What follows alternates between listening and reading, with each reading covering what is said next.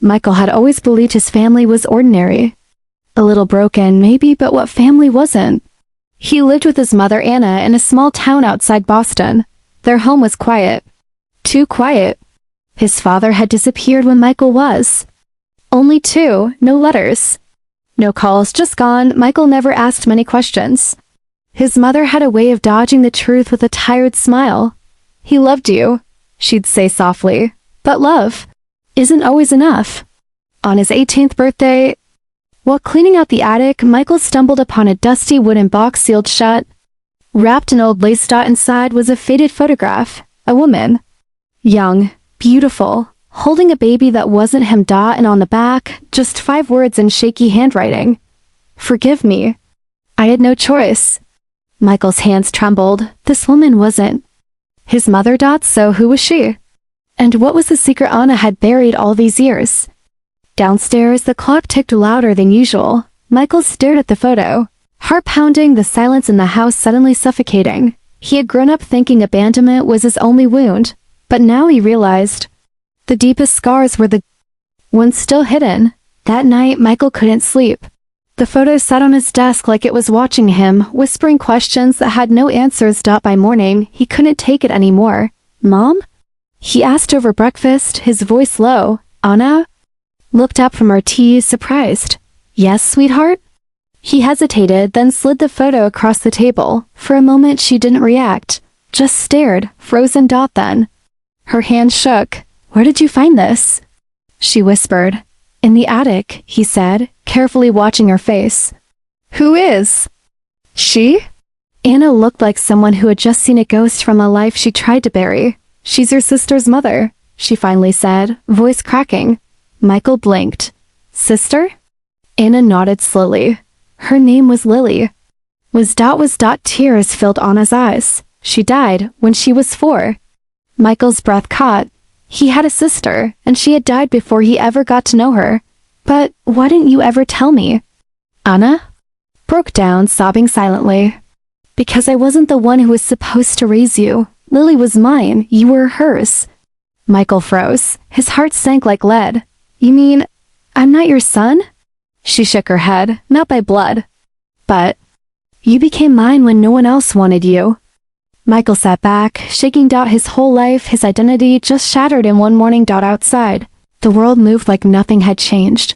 But inside Michael, something had broken wide open, and this was only the beginning. Michael walked out into Hui. The cold air, his ears ringing with the weight of the truth. He wasn't Anna's real son. He had a sister named Lily, and she had died without a name ever being spoken in their house. Why? Why hide a child? Why erase a family? He wandered the empty streets of their quiet town, heart racing. Every streetlight now felt like an interrogation. Every memory, his birthday parties, bedtime stories, school mornings felt like borrowed moments from someone else's life. That night, he couldn't sleep. So he went back to the attic. He tore through every box, every drawer. And there, under a pile of old Christmas decorations, he found a small locked box, the kind people use when they're trying to forget something forever. The lock was weak. He forced it open. Inside, photographs, dozens, a baby girl, dark curly hair, bright eyes. Lily. And another photo, a young woman holding a baby wrapped in a red blanket. Michael looked closer. That baby was him. The young woman? Not Anna. Someone else. Pale eyes, sad smile. He flipped the photo over.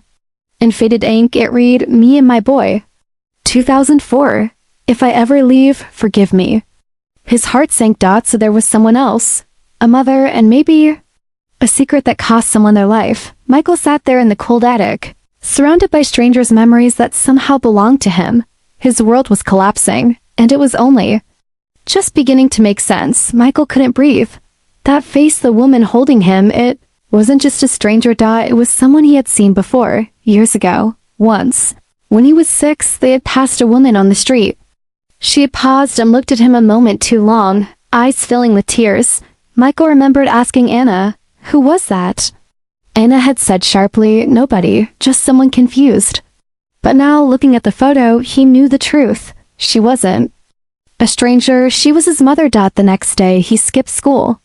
He took the photo and went to the town records office. He searched birth certificates, hospital logs, anything. And then he found it. Michael Reed, born October 3, 2004. Mother, Eliza Mayfield.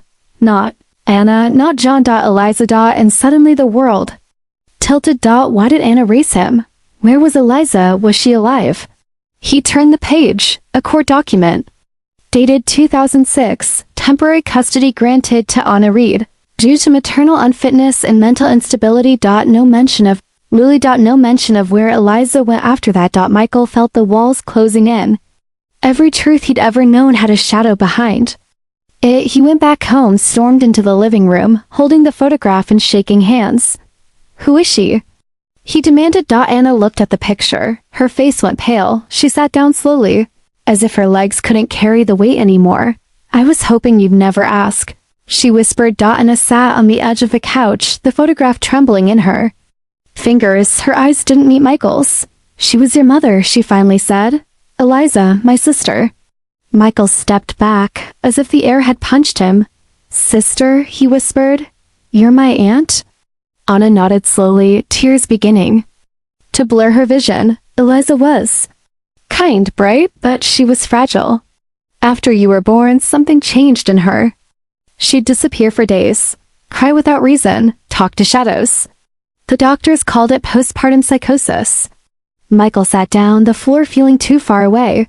I remember her singing to me, he said quietly. Anna's lip trembled. You do? That's not your imagination. Michael looked at her, eyes sharp. So why lie? Why not tell me the truth? Anna finally looked up. Because I was scared. Because the world saw her as broken. I didn't want you to grow up thinking you came from broken things.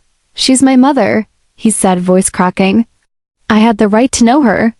Anna clutched the photograph tighter. She tried to come back on your 3rd birthday. She came with a toy you used to love. But she had bruises. She was homeless. The system failed her. I told her to leave. I thought I was protecting you. Michael's heart cracked in two. You sent her away. She said she'd write. She said she'd stay nearby. But then we never heard from her again. Silence fell between them. Heavy, regretful. Michael looked down at the photo again, this time noticing the tiny date written in blue ink, December 18, 2011. Where was this taken? He asked, voice quiet. Anna shook her head. I don't know. She left it on our doorstep. It was the last thing we ever got from her. Michael stood up. I need to find her. Anna's voice trembled. Michael. But he was already heading for the door. I need to know if she's still alive.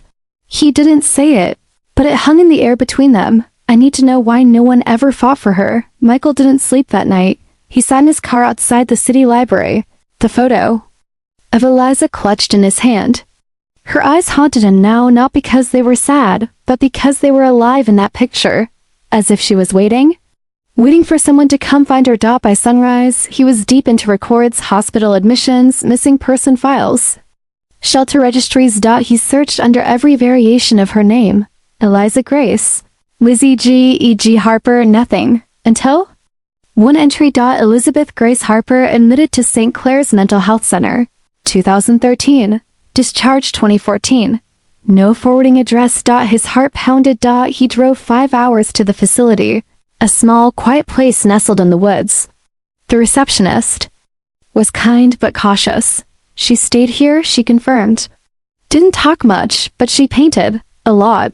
Michael leaned forward. Do you know where she went after? The woman hesitated. There's a woman who might know. She used to work here. A nurse, Maria. She scribbled down a number and handed it to him. Michael called instantly. An older voice answered, tired but gentle. Yes, I remember Eliza. She didn't have anyone visit her, except once, a boy. Michael froze. A boy? Maria continued. He left her flowers. Said he was her son, but he never came back. Michael's throat tightened. He didn't remember that.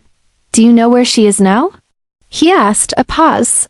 Then, she moved to a quiet town 2 hours from here. Volunteers at a second-hand bookstore. Doesn't use her full name, just Lisa. Michael's voice broke. Thank you. He drove with shaking hands, every second stretching like a lifetime. When he reached the store, he stood outside, afraid to walk in. But then he saw her, behind the counter, adjusting books on a shelf, her hair streaked with gray, hands worn. But it was his mother. He stepped inside. She turned, looked up, and Kim seemed to gasp. Her eyes widened. Then, softly, she said the one word he didn't know he needed so badly. Michael? He couldn't speak.